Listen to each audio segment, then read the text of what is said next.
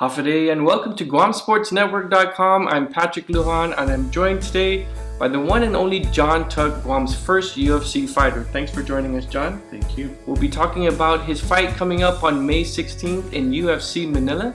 But first, we'd like to talk to him about his previous 4 matches in UFC, starting with his first bout. John, let's recap about your first ever UFC fight in Macau against the Chinese fighter. Just knowing that this is going to be my first UFC actual debut instead of the Ultimate Fighter, it's an exciting feeling, of course. I mean, every time I go into the ring, or the octagon, is the same type of excitement, but more of a jump over a bridge with the mental game. So for that was my first experience going in there and showcasing to the world exactly what I had to offer. Were you like in awe with that being your first UFC fight? No, I wasn't nervous. I was just really excited. I mean, it takes difference with how you control your adrenaline and all that jitters and everything. But for me, I use it for some people get nervous, but I use it for excitement. And for that fight, I was really excited, especially just because, like I said, showcasing where I'm from, what I'm about, and the type of level I brought to the game. So you came up with a big win against China's best at that time. UFC decided to take you into Ireland to face the top Irish, or in Manchester, yes, against the Ireland's top fighter, Norman Park. How was that? I can't take anything back from it. I learned from my losses, like I always do, and that was your first official loss. My first official loss, and for me, it was going into the fight. I was excited. I was pumped because this guy's been talking a lot of smack about me, and I was like, man, I need to end this guy quick. And unfortunately for me, twisted my foot and fought the second and third round with a flat tire. Mm-hmm. So I was just trying to do my best to put him out because the injury that I had in the fight. Do you usually learn more from a loss than a win? Yeah, I kind of overly critique myself. I'm never satisfied, even if I got a win. Even if I lose, I'm always unsatisfied with what I bring. But also the fact I know the potential that I do possess and the skill level that I have inside of me to display. But I guess it goes hand in hand, right? Like you know what you're worth and what you have to offer, but at the same time I just feel like I never settle.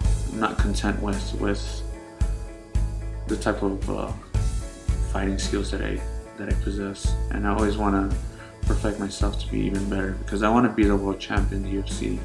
It's the best organization in the world, and I might as well do it right while I can.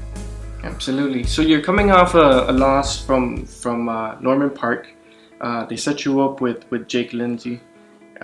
What was your mentality going into that fight, coming off of a loss?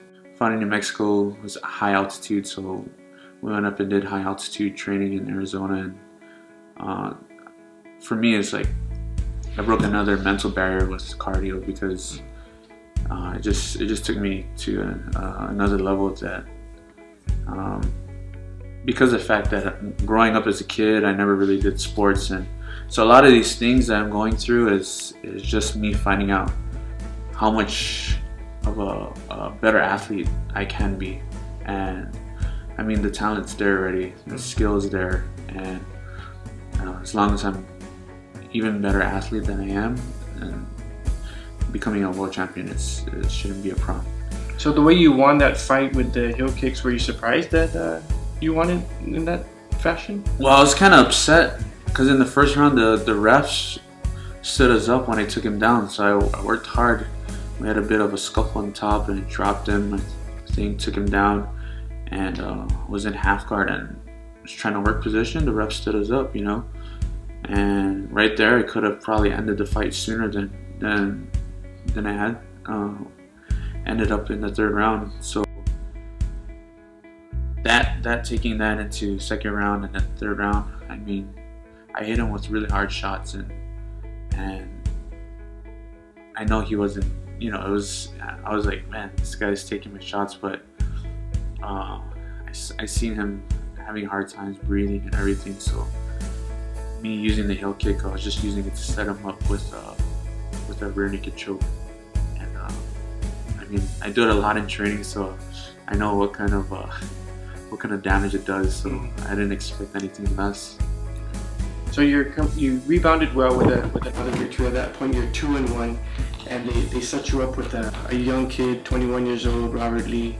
Tell us about that fight. Going into that fight, it was I was expecting more of a stand-up fight because he was working with Floyd Mayweather's team.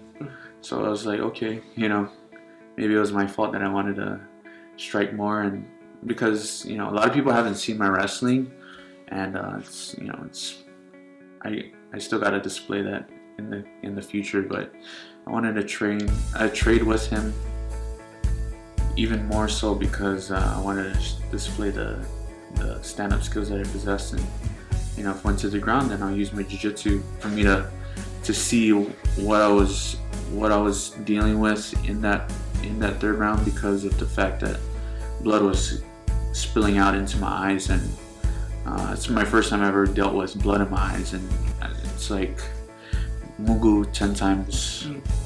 Can't see. Yeah, so it's like, it's pretty much you're fighting blind. So I couldn't see anything, and I was trying to wipe it out, but as I tried to wipe it out, it was even worse. To me, that was your best performance in the UFC so far. No, you know, the type of fighting skill, I guess, that I bring is it's always going to be that kind of scrappy style, right, with the jiu-jitsu and everything. And yeah, maybe it was my best performance. I showed a little bit more of a well-rounded game, and even though he took me down, I'm a much better wrestler than that. You know, these guys that I'm losing to are really, any given night, I should beat them. You know, 9 out of 10 times I'm supposed to beat them. It's just that one night, you know, that they did beat. So after that fight, brings you to 2-2. You came home. You were in Arizona for a couple of years, going full time at Benson Henderson's camp. You came home, spent the holidays, and you're still here. Now that you have fight number 5 all signed up, ready to go at UFC Manila, you're heading out again, and you're going to do more intense training in the States. Compared to my past 2 fights, I'm way ahead of schedule. I can fight in 2 weeks to 3 weeks if I want to. My weight's good, and camp's just going to be easy. Focus less on eating and more on training. So you're going to do some stateside training before UFC Manila on May 16th.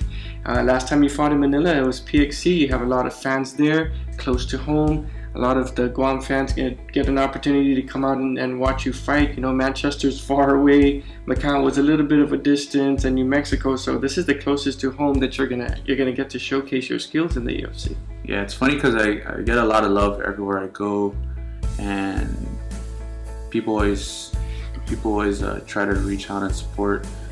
You know, give me some island love, because there's no pressure for me. People are like, oh, how do you deal with you know, you got a lot of people supporting you. It's like, man, why am I gonna put pressure on myself? I'm putting it on the line already, you know. And for me, it's like, it's my way of giving back, if I could say something.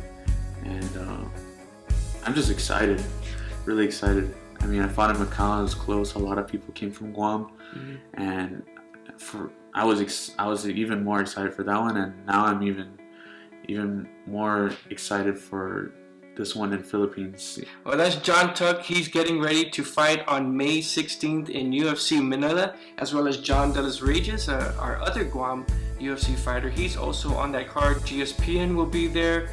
We're stoked. We're very excited for this event coming up at UFC Manila. And John, thanks for joining us. Good luck on your training coming up. You always have the best, you know, support from GSPN and the Guam community. John Tuck, ladies and gentlemen, UFC fighter, May 16th, coming up. Thank you. Thank you.